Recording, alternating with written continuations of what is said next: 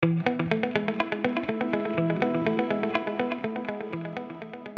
least I've tried before to read it. Yeah.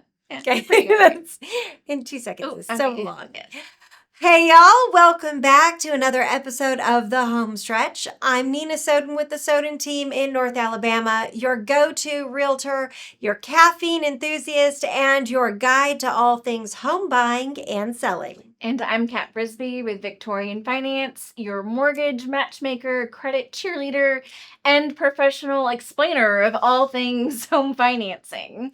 Real quick before we jump in, just a friendly disclaimer. Kat is a licensed mortgage lender and I am a licensed realtor, but this podcast is for general information only. Always consult directly with your lender, your realtor, and maybe even a financial advisor to get personalized guidance for your situation. Episode 9 is here, and we're tackling a big one. Yeah. How to improve your credit score before buying a home. Some of the most common questions I get from future buyers are, what does my credit score need to be? How can I raise it? And is it too late? Today, we're going to demystify it all. First thing to know, your credit score matters because it can affect literally everything. Yeah. Your interest rate, your loan options, and even how much home you can afford. And let's be real. Most people don't have a perfect 850 credit score. You don't need to be flawless to qualify. But a little effort up front can make you thousands or save you thousands in the long run. So let's break down 5 practical steps to boost your score before you buy. Step 1, know where you stand. First, check your credit. You can't fix what you don't know. There are free tools like Credit Karma or Experian, but just know that these aren't your actual mortgage scores. Right. Lenders use a different scoring model. So what you see online might be 30 points off in either direction. But they're still great for tracking trends, like if your score is going up or down. Mm-hmm. If you're serious about buying soon, get pre-approved so your lender can pull your real credit report and go over it with you. Step 2, pay your bills on time. This one sounds basic, I know, but it's huge. Payment history takes up the biggest chunk of your credit score, around 35%. If you've had late payments, don't panic. Start making on-time payments now. The more recent your good history is, the better your score will bounce back over time. And set up auto pay or reminders if that helps you stay on track. Life gets busy. I know it does. Don't let that mess up your credit score and make you miss payments and cost you points. Lower your credit utilization is step number 3. This one's a game changer. Credit utilization is how much of your credit limit you're using. If your cards are maxed out, your score is going to take a hit really bad, even if you pay on time.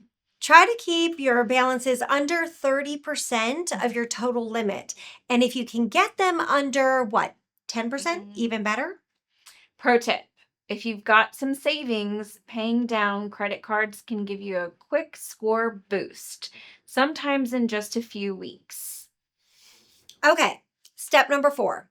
Don't open or close accounts. I know it is tempting that 10% off today that you can get at the store or consolidating old cards, but when you're planning to buy a home, less is more. Yeah. Opening a new account creates a hard inquiry and lowers your average account age, which can ding your score short term.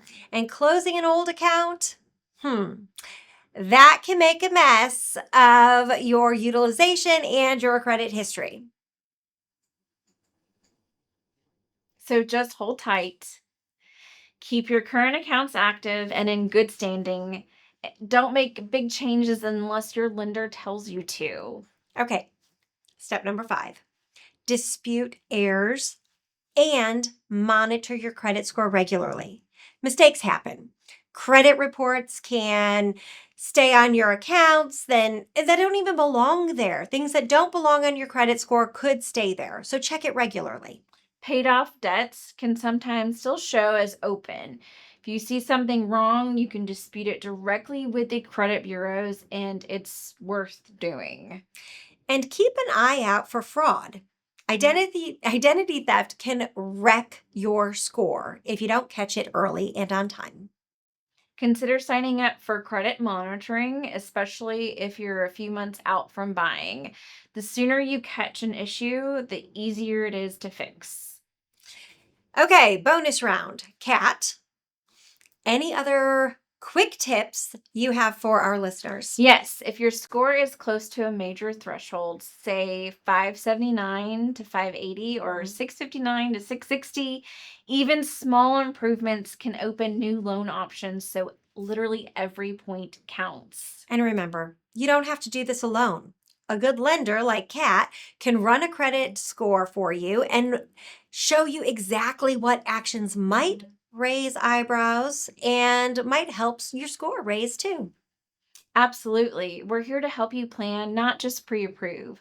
Even if you're 6 months or a year out, now is a great time to start the credit conversation. So let's recap how to improve your credit score before buying. Check your credit and know your numbers. Pay your bills on time.